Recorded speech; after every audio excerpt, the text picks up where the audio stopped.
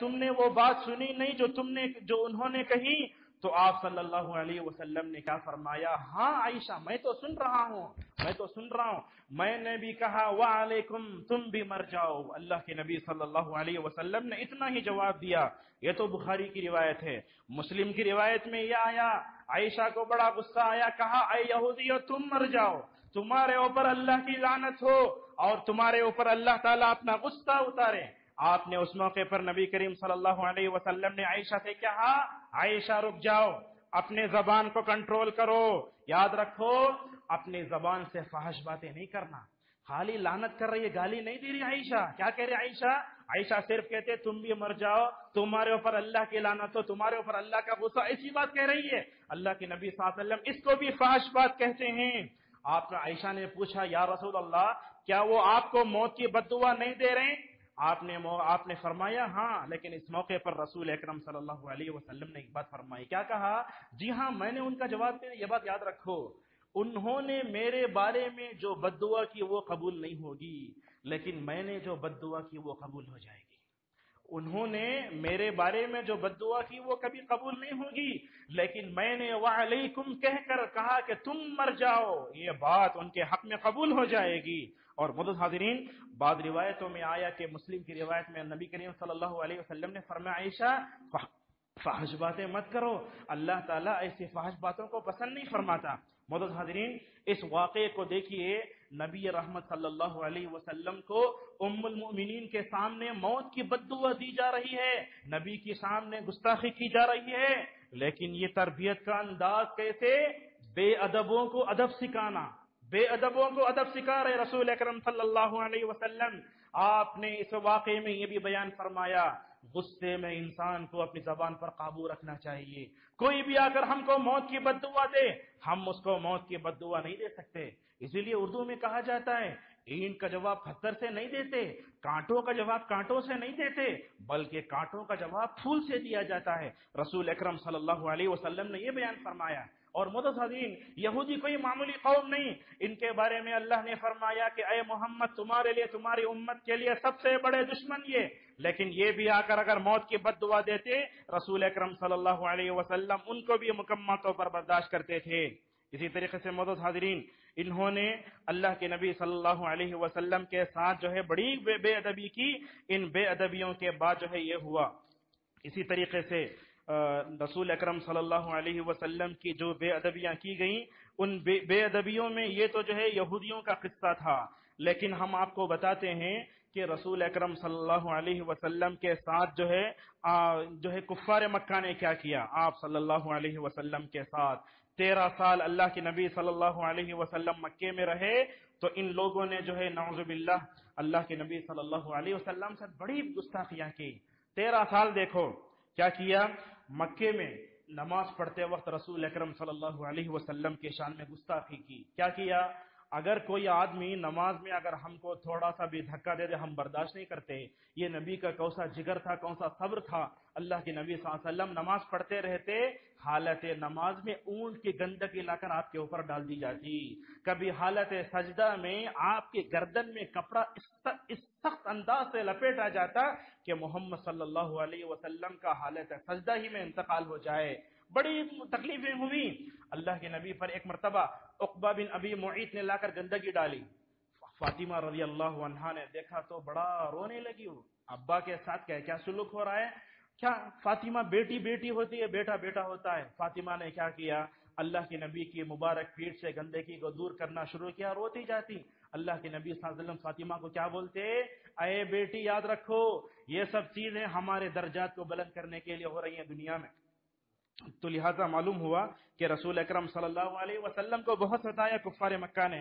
کبھی تو ایسے ہوا دیکھیے اللہ کے نبی صلی اللہ علیہ وسلم صفا پہاڑی پر کھڑے ہو کر سب کو دعوت دے رہے ہیں، اس موقع پر اللہ کے نبی صلی اللہ علیہ وسلم سب کو دعوت دے رہے ہیں، وہ سننے والوں میں آپ کا چچا ابو لہب بھی تھا، اس نے کہا تبا لک یا محمد، اے محمد تو تباہ و برباد ہو جا، یہ کلمہ توحید کی دعوت دینے کے لیے ہم سب کو جمع کیا ہے۔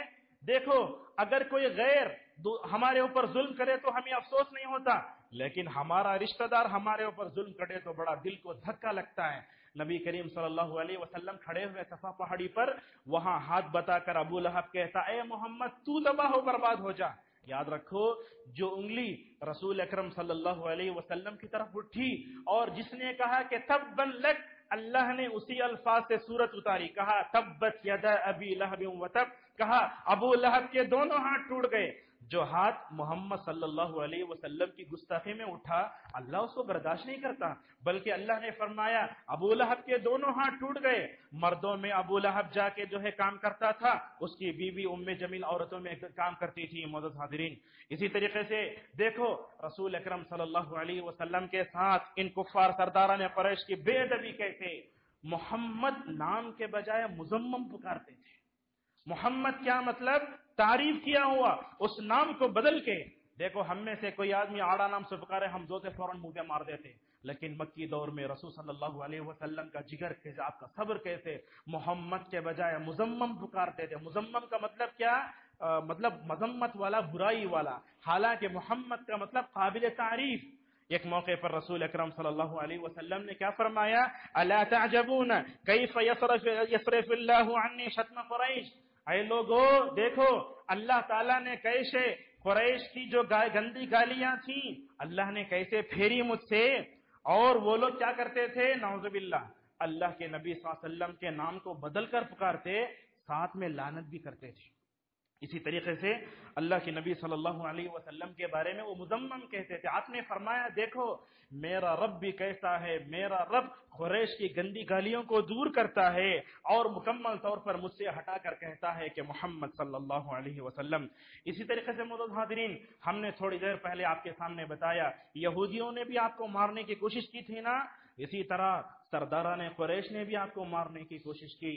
رات یاد کرو اس رات کو جس وقت اللہ کے نبی صلی اللہ علیہ وسلم اپنے گھر میں سو رہے ہیں، اپنے گھر میں سو رہے ہیں، آپ کے گھر کے اطراف میں پورے سرداران قریش ننگی تلواریں لے کر کھڑے ہیں۔ کیوں کھڑے ہیں؟ محمد صلی اللہ علیہ وسلم جیسے نکلیں گے آپ کی گردن کو مار دیں گے۔ اللہ کے نبی کے قتل کرنے کا یہ ہو رہا ہے، لیکن اللہ کی کیا اللہ کے نبی صلی اللہ علیہ وسلم نے اللہ کے نبی صلی اللہ علیہ وسلم نے علی اور اللہ کے نبی کا چہرہ ملتا جلتا، آپ نے کیا فرمایا؟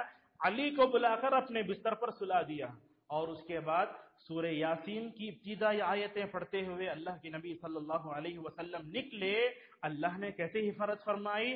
پورے قریش کے نوجوان ننگی تلواریں لیے کر کھڑے تھے گھر کے اطراف میں، ان کے اطراف سے کیسے نکلے ہوں گے رسول اکرم صلی اللہ علیہ وسلم؟ جیسے ہی نکلے سارے لوگوں کے اوپر جو ہے اونگ طاری ہو گئی، ساروں کی تلواریں چھوٹ کر نیچے گر گئیں۔ اللہ تعالیٰ اپنے نبی کی حفاظت ایسے کرتا ہے۔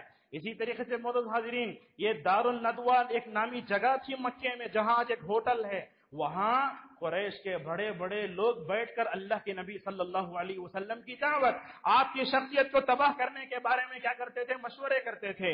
اللہ اس کا ذکر کرتا ہے سورہ انفال میں، وَإِذْ يَمْكُرُ بِكَ الَّذِينَ كَفَرُوا، کہا اے محمد مکی دور کو یاد کرو، بند کمروں میں تمہارے بارے میں سازشیں ہو رہی ہیں۔ ایک سردار اٹھ کر کہتا ہے کہ محمد کو جیل میں ڈال دو، ایک اٹھ کر کہتا ہے کہ ان کو محمد صلی اللہ علیہ وسلم کو مکے سے باہر کر دو، ایک تو کہتا ہے کہ مکے اللہ کے نبی صلی اللہ علیہ وسلم کو قتل کر دو۔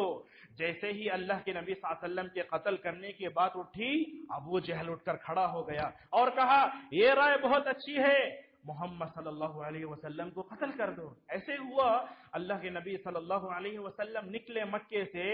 آپ جانتے ہیں مکے سے مدینے کا جو سفر ہے 430 کلومیٹر ہے۔ اس وقت نہ کوئی ٹرین تھی، نہ کوئی ہوائی جہاز تھا، نہ کوئی کیا تھا، اونٹ اور گدھے اس پر تھے۔ اللہ کے نبی صلی اللہ علیہ وسلم اونٹنی پر سوار، ابو بکر اونٹنی پر سوار ہو کر نکلے تو اللہ کے نبی صلی اللہ علیہ وسلم مکے سے نکلے، اعلان ہوا اللہ کے نبی کا جو سر لائے گا اس کو 100 اونٹ دیے جائیں گے۔ یہ دیکھو دنیا میں کیسے کیسے نبیوں کے سردار کے بارے میں اعلان ہوتا ہے، ان کا جو سر لایا جائے گا اس کو 100 اونٹ دیے جائیں گے۔ رسول اکرم صلی اللہ علیہ وسلم نکلتے ہی جا کر غار ثور میں آپ نے پناہ لی 3 دن۔ دیکھو عرب کے پہاڑ یہاں کے چٹانوں کی طرح نہیں، آپ اس پہ چڑھ جائیں، وہاں چٹان نہیں، بالکل ایک دم ڈھلوان ہوتا ہے۔ کیسے اللہ کے نبی کے پاس کیا طاقت، ابو بکر کے پاس کیا طاقت، نیچے سے کھڑے ہو کر دیکھیں تو چڑھنے کی ہمارے اندر طاقت نہیں ہوگی۔ اللہ نے غیر معمولی ایمان دیا تھا رسول صلی اللہ علیہ وسلم کو اور ابو بکر کو. دونوں چڑھے, اندر جا کے رک گئے. لیکن عرب قوم جانتے ہیں ایک ایسی قوم ہے جو نشانات جانوروں کے دیکھ کر سمجھتی ہے کہ قافلہ کہاں پہنچ گیا ہے. پہنچے, غار کے منہ تک چلے گئے اللہ کے نبی صلی اللہ علیہ وسلم کے سر کو حاصل کرنے کے لیے. غار کے اندر ابو بکر بھی ہیں, اللہ کے نبی صلی اللہ علیہ وسلم بھی ہیں. ابو بکر نے جیسے ہی پیروں کو دیکھا تو ابو بکر کا جو ہے ذرا دل دھڑکنے لگا. کیا فرمایا ابو بکر نے رسول اکرم صلی اللہ علیہ وسلم سے, یا رسول اللہ اگر یہ اپنے پیروں کی طرف بھی دیکھ لیں گے تو ہم یہ نظر آ جائیں گے. دل دھڑکنے لگا, اور ابو بکر انسان تھے نا, ڈرنے لگے. اللہ کے نبی نے کیا فرمایا, دیکھو اے ابو بکر ڈرنے کی ضرورت نہیں, غم کرنے کی ضرورت نہیں, اللہ تعالی ہمارے ساتھ ہے. اور اس موقع پر اللہ کے نبی نے اور ایک جملہ ارشاد فرمایا تھا ابو بکر کے سامنے کا, ابو بکر دیکھو میں ہوں تم ہو, تیسرا یہاں اللہ ہے. اللہ نے فرشتوں کو اتارا, اللہ نے اپنے نبی کی مکمل طور پر حفاظت فرمائی.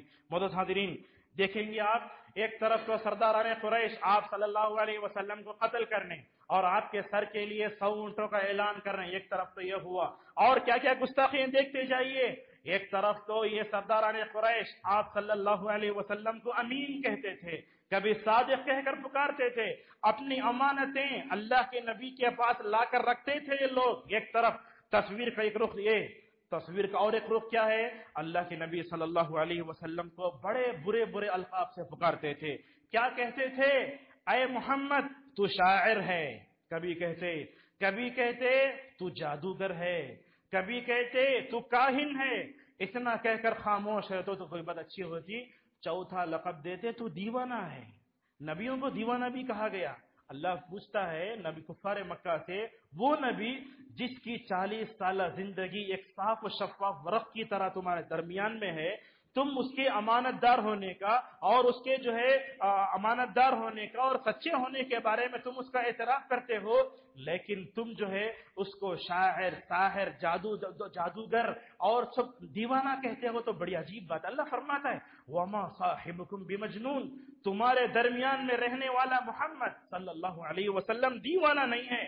کبھی تو اللہ تعالیٰ نبی کا دل رکھنے کے لیے بات کہتا ہے, فذکر فما انت بنعمت ربک بکاہن ولا مجنون, اے محمد ان لوگوں سے کہہ دو کہ تم اللہ کے فضل سے نہ دیوانے ہیں, نہ شاعر ہیں, نہ ساحر ہیں, نہ کاہن ہیں. مکمل طور پر اللہ کے نبی صلی اللہ علیہ وسلم برداشت کرتے تھے.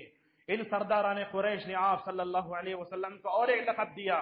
کیا, اللہ کے نبی کے 3 بیٹے اور 4 بیٹیاں ہیں. 3 بیٹے تھے آپ کے, 4 بیٹیاں تھیں. بچپن میں رسول اکرم صلی اللہ علیہ وسلم کے چھوٹے چھوٹے مرد بچوں کا انتقال ہو گیا. آ کر کیا کہنے لگے, یہ دم کٹا ہے. یہ اللہ کے نبی صلی اللہ علیہ وسلم کے بارے میں کہنے لگے ابتر ہے, اس کی نسل چلنے والی نہیں ہے. نسل چلنا ہو تو لڑکوں سے چلتی ہے نا. اس لیے آ کر نبی کریم صلی اللہ علیہ وسلم کے ساتھ عائس ابن وال السہمی ایک تھا, وہ آ کر کہنے لگا اے محمد تو یہاں ختم ہو گیا, تیری نسل آگے چلنے والی نہیں ہے. اللہ نے آیت اتاری, انا اعطیناک الکوثر فصل لربک وانحر ان شانئک هو الابتر. آپ کو دم کٹا کہنے والا خود بھی اولاد ہو جائے گا. اور معلوم ہے عاص ابن وائل سہمی کو کوئی اولاد نہیں ہوئی. اسی طریقے سے دیکھو, مرد عورتیں بھی آپ صلی اللہ علیہ وسلم سے گستاخیاں کرتی تھیں. پہلی وہی آئی, چند دنوں تک وہی کا سلسلہ رک چکا تھا. اس درمیان میں ابو لہب کی بیوی ام جمیل آتی ہے رسول صلی اللہ علیہ وسلم کے پاس. آ کر کیا کہتی ہے, اے محمد تیرے سے تیرا رب بیزار ہو گیا اس لیے وہی نہیں آ رہی ہے. تیرے سے تیرا رب بیزار ہو گیا اس لیے وہی نہیں آ رہی ہے. اللہ نے تسلی دی, ما ودعک ربک وما قلع, تیرے رب نے نہ تجھے چھوڑا ہے اور نہ تجھ سے بیزار ہوا ہے.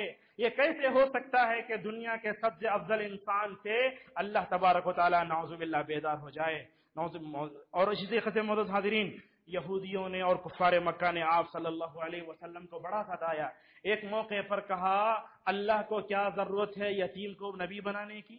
اللہ کے نبی یتیم تھے نا.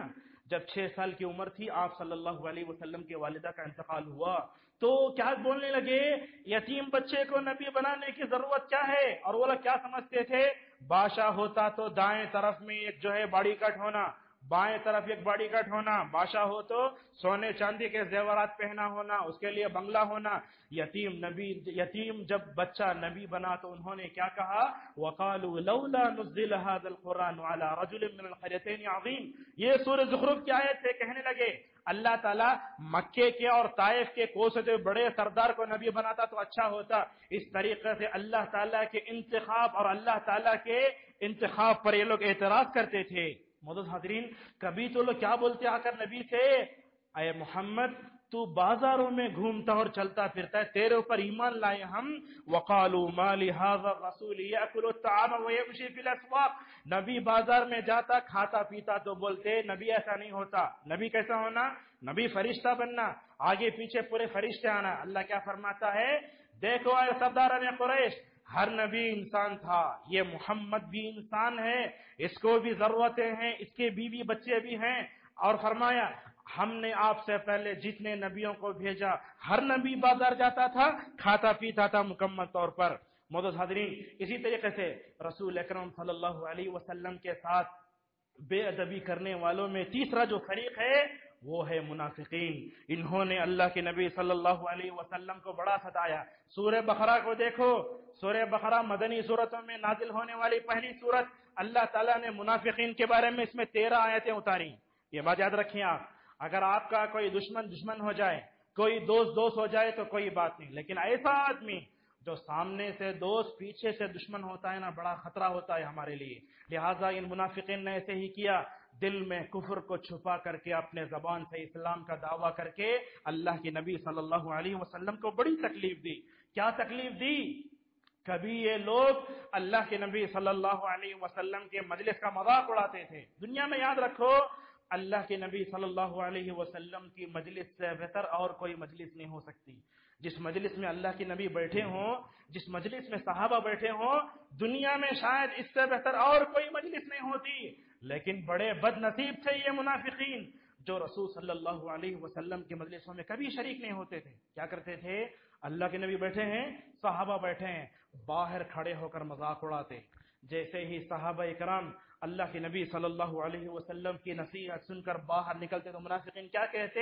ماذا قال آنفا، ابھی حضرت اندر کیا بولنے کو تھے؟ معمولی انداز میں اگر کہیں، نعوذ باللہ، رسول اکرم صلی اللہ علیہ وسلم کا مجلس کا مذاق اڑاتے تھے۔ معزز حاضرین، اسی طریقے سے بات یاد رکھو، اللہ کے نبی ممبر پر کھڑے ہو کر خطبہ دے رہے ہیں، بیچ میں سے منافقین اٹھ کے چلے جاتے۔ اللہ فرماتا ہے سورہ نور میں، قد یعلم اللہ الذین یتسللون منکم لواذا، اور منافقین کرتے کیا؟ مسجد میں داخل ہونے کے بعد دیواروں سے ٹیک لگا کے بیٹھ جاتے۔ کیوں؟ اس لیے کہ بیچ میں سے اٹھ کر جانے پر کیا ہوگا؟ گیپ نظر آئے گا، اس لیے کنارے بیٹھ جاتے۔ اللہ کے نبی صلی اللہ علیہ وسلم کا دل کتنا دکھ ہوا ہوگا، آپ خطبہ دے رہے ہیں، آپ خطبہ دے رہے ہیں، وہی آتی ہے، اتنی اچھی باتیں، اللہ کے نبی خطبہ دیتے کیا ہوتا؟ آنکھیں بہنا شروع ہوتے، دل کانپنا شروع ہوتے۔ لیکن یہ بڑے بد نصیب تھے، ان کے دلوں میں پردہ پڑا ہوا تھا۔ اللہ کے نبی خطبہ دیتے، ایک ایک کر کے نکل کے چلے جاتے۔ اگر میں خطبہ دیتے رہوں، کوئی اٹھ کر چلے جائے تو میرے دل پر اتنا جو ہے برا اثر ہوتا ہے، رسول صلی اللہ علیہ وسلم کا دل کتنا جو گزرا ہوگا۔ اللہ کے نبی صلی اللہ علیہ وسلم خطبہ دے رہے ہیں، لوگ اٹھ کے چلے جا رہے ہیں۔ معزز حاضرین، اسی طریقے سے رسول اکرم صلی اللہ علیہ وسلم کی بے ادبی گستاخی کرنے کے ساتھ ساتھ انہوں نے آپ کی بیویوں کو بھی نہیں چھوڑا، نعوذ باللہ۔ منافقین کہا کرتے تھے، کیا کتنی بڑی گستاخانہ بات ہے، کیا کہتے؟ اگر اللہ کے نبی کا انتقال ہو گیا تو اللہ کے نبی کی بیویوں سے میں شادی کر لوں گا۔ حالانکہ اللہ کی نبی کی بیوی امت کے لیے ماں ہوتی ہے، ماں سے شادی نہیں کر سکتے۔ اللہ فرماتا ہے وَلَا أَن تَنْكِحُوا أَزْوَاجَهُ مِن بَعْدِهِ أَبَدًا۔ یاد رکھو اے مومنو، یہ نبی کی بیویاں تمہارے لیے ماں کے درجے میں، اور یہ بات یاد رکھنا ہمیشہ، جو نبی کی بیوی دنیا میں نبی کی بیوی ہے، جنت میں آپ کی بیوی بن کر رہے گی۔ لہٰذا یہ لوگ ایسے کرتے تھے۔ ایک مرتبہ یہودیوں منافقین کے سردار عبداللہ ابن ابی نے کہا، نعوذ باللہ، حضرت عائشہ رضی اللہ عنہا نے ایک صحابی کے ساتھ زنا کر لیا ہے۔ نبوت کے خاندان پر حملہ بڑا خطرناک۔ میری بیوی پر الزام لگے برداشت، آپ کی بیوی پر الزام لگے برداشت ہو سکتا ہے؟ اگر کوئی میری بیوی کے بارے میں کہے آپ کی بہن کے پر برداشت نہیں کر سکتے؟ نبی جیسے چنندہ ہوتا ہے، نبی کی بیویاں بھی چنندہ ہوتی ہیں، ان کے اوپر الزام لگانا گویا اللہ تعالیٰ کے انتخاب پر اعتراض ہے۔ لہٰذا انہوں نے کہا، دیکھو عائشہ پر زنا کا الزام لگایا گیا، حضرت عائشہ کو بخار آ گیا، اور اس کے بعد ہوا کیا؟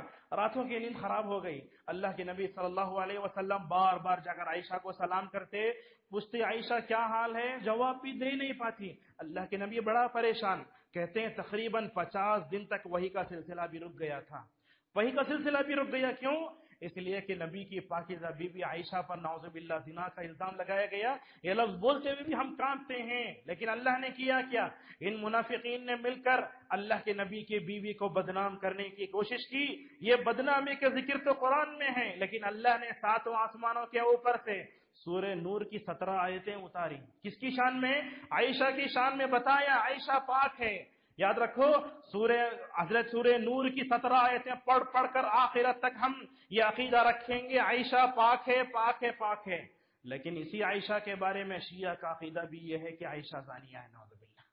تو لہذا رسول اکرم صلی اللہ علیہ وسلم کی بیویوں کو بھی انہوں نے بدنام کرنے کی کوشش کی. محترم حاضرین، خطبہ لمبا ہو رہا ہے، ہم یہیں روکتے ہیں. بتانا یہ چاہتے ہیں کہ نبیوں کے شان میں گستاخی کرنا یہ تاریخ میں ہمیشہ ہوا ہے. یہودیوں نے کیا، منافقین نے کیا، سرداران قریش نے کیا. اور یہ بات یاد رکھو، جب تک قیامت قائم نہیں ہوگی اس وقت تک نبی کی شان میں گستاخی کرنے والے دنیا میں رہیں گے. کیوں رہیں گے؟ اللہ فرماتا ہے اے محمد صلی اللہ علیہ وسلم، ہم جو بھی تمہارا مذاق اڑائے ہم اس کے لیے کافی ہیں. کسی نبی کے بارے میں اللہ نے کہا انا کفیناک المستہزئین، فرمایا ہم دیکھ لیتے ہیں آپ کو. آپ کا چرچا جتنا گرانے کی کوشش کرو گے اللہ تعالیٰ اتنا ہی اونچا اٹھائے گا. ڈنمارک کا واقعہ دیکھو، وہاں رسول اکرم صلی اللہ علیہ وسلم کا اسٹیچو بنایا گیا، تصویر بنائی گئی. لیکن یہ بات یاد رکھیں، اللہ کے نبی کے شان میں گستاخی ہوئی ڈنمارک کے واقعے میں. اس کے بعد ڈنمارک کے پورے پروڈکٹوں پر پابندی لگ گئی. سعودی عرب کے بڑے بڑے شاپنگ مال میں اعلان لگا دیا گیا ڈنمارک کی کوئی بھی چیز نہیں خریدنا. لیکن یہ بات یاد رکھو، جس نے بنایا نا ماحول کو خراب کرنے کی کوشش کی. لیکن ڈنمارک میں اللہ کے نبی صلی اللہ علیہ وسلم کی شان میں گستاخی کرنے کے بعد ایمان لانے والوں کا سلسلہ اتنا ہی بڑا جتنا کبھی پہلے نہیں تھا. تو لہذا رسول صلی اللہ علیہ وسلم کو جتنا گرانے کی کوشش کرو گے یہ ہرگز نہیں ہوگا. یہ کیسے ہے؟ آسمان پر تھوکنے کی طرح ہے. آسمان پر تھوکیں گے تو ہمارے اوپر ہی گرے گا. اور یہ بات یاد رکھیں آپ، اللہ نے کئی آیتوں میں اللہ نبی کریم صلی اللہ علیہ وسلم سے وعدہ کر دیا اللہ تمہارے لیے کافی ہے. یہ امت نبی کی دفاع کے لیے اٹھے نہ اٹھے، لیکن اللہ تعالیٰ تو ہمیشہ تیار رہتا ہے اپنے نبی صلی اللہ علیہ وسلم کی دفاع کرنے کے لیے. ایک جگہ کہتا ہے یا ایھا النبی حسبک اللہ، اے نبی اللہ تمہارے لیے کافی ہے. کبھی فرماتا ہے الیس اللہ بکاف عبدہ، فرماتا ہے اللہ اپنے بندے کے لیے کافی ہے. لہذا قیامت جب تک قائم نہیں ہوگی اس وقت تک اللہ تعالیٰ رسول صلی اللہ علیہ وسلم کی حفاظت فرمائے گا. اور اللہ تعالیٰ کیسے رسول صلی اللہ علیہ وسلم سے فرماتا ہے، کیا کہتا ہے؟ قد نعلم انہ لیحزنک الذی یقولون. اس میں فرماتا ہے اے نبی صلی اللہ علیہ وسلم، یہ لوگ آپ کی شان میں گستاخی کر رہے ہیں نا، ہو سکتا ہے آپ کو تکلیف ہو، آپ کے دل کو تکلیف ہو، لیکن کیا فرماتا ہے؟ فَإِنَّهُمْ لَا يُكَذِّبُونَكَ، اے محمد دیکھو یہ لوگ تمہاری شان میں گستاخی نہیں کر رہے ہیں. جب بھی تمہاری شان میں گستاخی کریں گے گویا وہ میری شان میں گستاخی کر رہے ہیں. اور اللہ تعالیٰ نمٹنے کے لیے تیار ہے. کبھی تو اللہ تبارک و تعالیٰ کیسے پیارے انداز میں فرماتا ہے وَلَقَدْ نَعْلَمُ إِنَّكَ يَضِيقُ صَدْرُكَ بِمَا يَقُولُونَ، اے محمد صلی اللہ علیہ وسلم تمہارا سینہ تنگ ہو رہا، شاید گستاخیاں سن سن کر تمہارا دل جو ہے بیزار ہوا. ایسے موقع پر کیا کرنا؟ اپنے نبی سے کہتا ہے فَسَبِّحْ بِحَمْدِ رَبِّكَ، فرماتا ہے اے محمد اگر دنیا آپ کی شان میں گستاخی کرے تو کیا آپ تسبیح کر کے اللہ کی عبادت کر کے دل لگا لو اور اپنے رب سے مکمل طور پر عبادتیں کرتے رہو. اور اللہ فرماتا ہے سورہ شعراء میں اے محمد صلی اللہ علیہ وسلم یہ لوگ آپ کی شان میں گستاخی کرنے کی کوشش کر رہے ہیں نا، اللہ آپ کے لیے کافی ہے. سجدے میں جا کر اللہ سے دعا کرو اور مکمل طور پر جو ہے اللہ تعالیٰ آپ کو جانتا ہے. محترم حاضرین، آج کے خطبے کی آخری بات ہے، آج دنیا رسول اکرم صلی اللہ علیہ وسلم کی شان میں گستاخی کر رہی ہے تو اس کا کیا سبب ہے؟ ایک تو عداوت ہے، دوسرا حسد ہے، لیکن اور ایک سبب بھی علماء نے بیان کیا ہے. وہ یہ کیا سبب ہے؟ اللہ کی نبی کی شان میں گستاخی کی جا رہی ہے، اللہ کی نبی کی بے ادبی کی جا رہی ہے غیر مسلموں کی طرف سے. اس کا کیا سبب ہے؟ اس کا سبب یہ ہے کہ ہم نے رسول اکرم صلی اللہ علیہ وسلم کی بے داغ سیرت کو ان غیر مسلموں تک نہیں پہنچایا. اگر پہنچائے ہوتے آپ صلی اللہ علیہ وسلم کو مان لیتے. لہذا ضروری ہے ہمارا کردار اچھا ہو، ہمارا کیریکٹر کیسا ہو، رسول اکرم صلی اللہ علیہ وسلم کی طرح ہو. اگر کوئی نبی کی شان میں جہالت میں یعنی تو انجانے میں جانتے ہوئے بھی گستاخی کرے، ہم جو ہے دھرنا دیں یا اس کو مار دیں، یہ حالات کا حل نہیں. حل کیا ہے؟ رسول صلی اللہ علیہ وسلم کی سیرت ان کے سامنے پیش کرو، اور یاد رکھو جیسے نبی، یہ نبی ہمارا نہیں ہے، یہ نبی ساری دنیا کا ہے، یہ نبی ساری دنیا کا ہے. اور ان کو بتاؤ یہ قرآن صرف مسلمانوں کا نہیں بلکہ یہ قرآن دنیا میں پیدا ہونے والے ہر آدم کے بیٹے کا ہے. یہ بات لوگوں کو بتانے کی ضرورت ہے. اگر ہم دعوت کا کام کیے ہوتے، نبی کریم صلی اللہ علیہ وسلم کی سیرت کو غیر مسلموں کے سامنے بتائے ہوئے تو کتنا بہتر ہوتا. لیکن بات آج الٹی ہے. اللہ کے نبی صلی اللہ علیہ وسلم کو آئیڈیل بنانے کے بجائے فلم ستاروں کو، کھلاڑیوں کو، ہمارے نوجوانوں کے ذہنوں میں رسول صلی اللہ علیہ وسلم کہاں ہے اسوہ؟ جب حالت ایسے ہوگی تو نعوذ باللہ کس منہ سے دنیا کے سامنے رسول اکرم صلی اللہ علیہ وسلم کی سیرت کو ہم پیش کر پائیں گے؟ انشاءاللہ آنے والے خطبہ جمعہ میں مسلمان اللہ کے نبی کے ساتھ کیا بے ادبی کرتے ہیں انشاءاللہ ہم اس کو بتائیں گے. اللہ تبارک و تعالیٰ سے ہماری دعا ہے کہ اللہ تعالیٰ ہمیں رسول اکرم صلی اللہ علیہ وسلم سے سچی محبت کرنے والا بنائے. نبی کریم صلی اللہ علیہ وسلم کی شان میں جو بھی گستاخی کرے گا اللہ تعالیٰ اس کو تباہ و برباد کرے، یا اس کے سامنے ہمیں جو ہے رسول اکرم صلی اللہ علیہ وسلم کی سیرت کو اچھے انداز سے پیش کرنے کی توفیق عطا فرمائے. وآخر دعوانا الحمدللہ رب العالمین.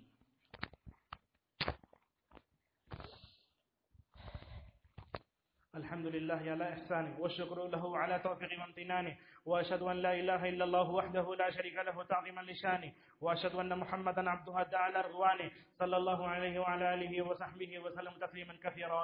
أعوذ بالله من الشيطان الرجيم. إن الله وملائكته يصلون على النبي يا أيها الذين آمنوا صلوا عليه وسلموا تسليما. اللهم صل على محمد وعلى محمد كما صليت على إبراهيم وعلى آل إبراهيم إنك حميد مجيد. اللهم بارك على محمد وعلى محمد كما باركت على إبراهيم وعلى آل إبراهيم إنك حميد مجيد. اللهم ارض عن الصحابة أجمعين أبي بكر وعمر وعثمان وعلي وعن سائر الصحابة أجمعين وعنا معهم بجودك وأكرمك يا أكرم الأكرمين.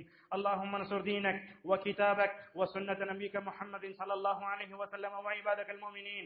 اللهم أصلح أحوال المسلمين في كل مكان. اللهم إنا نعوذ بك من زوال نعمتك وتحول عافيتك وفجاءة نحمتك وجميع سخطك يا ذا الجلال والإكرام.